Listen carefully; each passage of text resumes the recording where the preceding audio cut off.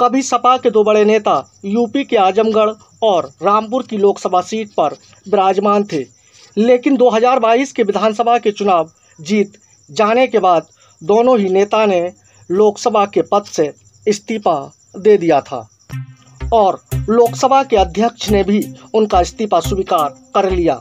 आजमगढ़ से जहां सपा के राष्ट्रीय अध्यक्ष अखिलेश यादव लोकसभा के सदस्य थे, तो दूसरी तरफ सपा का मजबूत गढ़ कहा जाने वाला रामपुर से समाजवादी पार्टी के कद्दावर मिनिस्टर कहे जाने वाले Azam Khan member of parliament थे। गौरतलब है कि उत्तर प्रदेश लोकसभा उपचुनाव के लिए आज वोटों की गिनती हुई। इन दोनों ही सीटों पर 23 जून को वोट पड़े थे और दोनों ही जगह पर भारतीय जनता पार्टी को जीत मिली है। रामपुर से भारतीय जनता पार्टी ने घनश्याम लोधी को और सपा ने आसिम राजा को उम्मीदवार बनाया था। वहीं आजमगढ़ से बीजेपी ने अभिनेता दिनेश लाल यादव उर्फ निरहुआ को, जबकि सपा ने धर्मेंद्र यादव और बहुजन समाज पार्टी ने शाह आलम उर्फ गुड्डू जमाली को उम्मीदवार बनाया था। बसपा रामपुर में चुनाव नहीं लड़ी। आजमगढ़ से 2019 के लोकसभा चुनाव में अखिलेश यादव जीते थे, तब भी बीजेपी ने निरहुआ को टिकट दिया था। इन दोनों सीटों पर अगर वोटर और उम्मीदवार की बात की जाए तो रामपुर से 6 और आजमगढ़ से 13 उम्मीदवार मैदान में थे।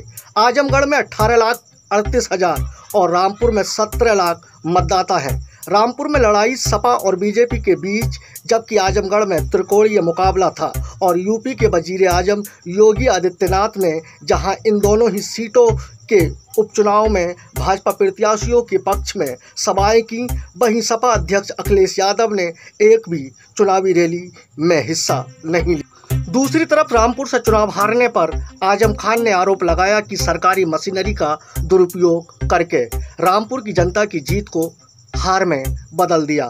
आजम खान ने यहां तक दावा किया कि कोई अंतर्राष्ट्रीय संस्था ईमानदारी से चुनाव कराए और अगर उनका उम्मीदवार हार जाए तो वह राजनीति से संन्यास ले लेंगे। वहीं आजमगढ़ लोकसभा उपचुनाव हारे सपा नेता धर्मेंद्र यादव ने कहा कि हमने 12-14 दिनों के भीतर चुनाव लड़ा और लोगों का समर्थन मिला। मैं राज्य प्रशासन और भाजपा बसपा गठबंधन के कारण हार गया, जो राष्ट्रपति चुनावों में भी स्पष्ट है।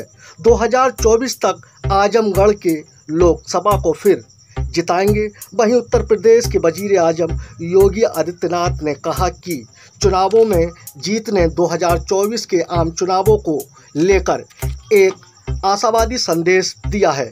लोगों ने पीएम मोदी के तहत डबल इंजन वाली सरकार में अपना भरोसा दिखाया। लोगों ने परिवारवादियों, जातिवादी और सांप्रदायिक तत्वों को एक स्पष्ट संदेश दिया है। वहीं दिनेश लाल यादव उर्फ निरहुआ ने ट्वीट कर कहा कि जनता की जीत। आजमगढ़ वासियों, आपने कमाल कर दिया, ये आपकी जीत है। उपचुनाव की तारीखों की घोषणा के साथ ही जिस तरीके से आप सबने भाजपा को प्यार, समर्थन और आशीर्वाद दिया है, ये उसकी जीत है। ये जीत आपके भरोसे एवं देवतुल्य कार्यकर्ताओं की मेहनत को समर्पित है। बाकी खबरों के लिए देखते रहें यूपी पोल खोल न्यूज नेट पर प्रधान संपादक राशिद मलिक के साथ एवं चैनल को सब्सक्राइब करना ना भूलें। शुक्रिया, धन्यवाद, अल्लाह हाफिज।